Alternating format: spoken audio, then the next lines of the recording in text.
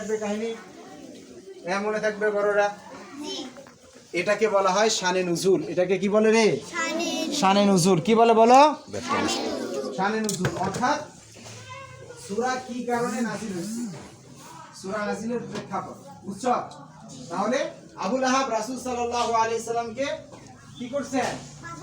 পাথর দিয়ে ঢেল মারছে, যার কারণে আল্লাহ তাআলা তার বিরুদ্ধে কি করছে? সূরা নাযিল করছে। সূরা নাযিল করছে কি অর্থ কি জানো? তাব্বাত ইয়াদা আবি লাহাব। আরে মুহাম্মাদের হাত ধ্বংস হবে না, মুহাম্মদ কখনো ধ্বংস হবে না। তাব্বাত ইয়াদা আবি লাহাব, বরং আবু লাহাবের হাত কি হয়ে যাবে? ধ্বংস হয়ে গেছে। আবু লাহাবের হাত কি হয়ে গেছে? ধ্বংস হয়ে গেছে। শুধু আবু লাহাব ধ্বংস হয় নাই, মা আগনা আনহু মালুহু ওয়া মা কাসাব, তার যে অর্জিত সম্পদ আছে, তার সে যে যা কিছু কামাই করছে, এই কোনো কিছুই তার কোনো উপকারে আসবে না।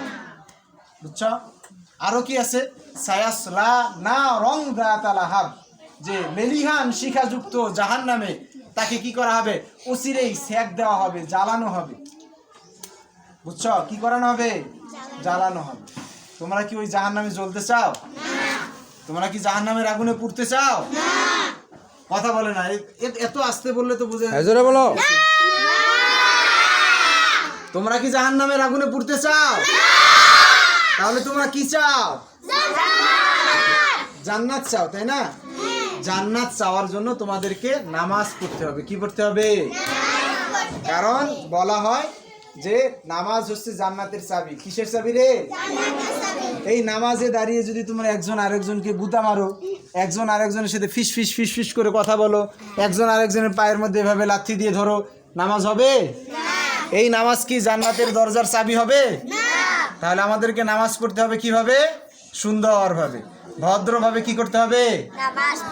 সবাই সবাই বুঝতে পারছো?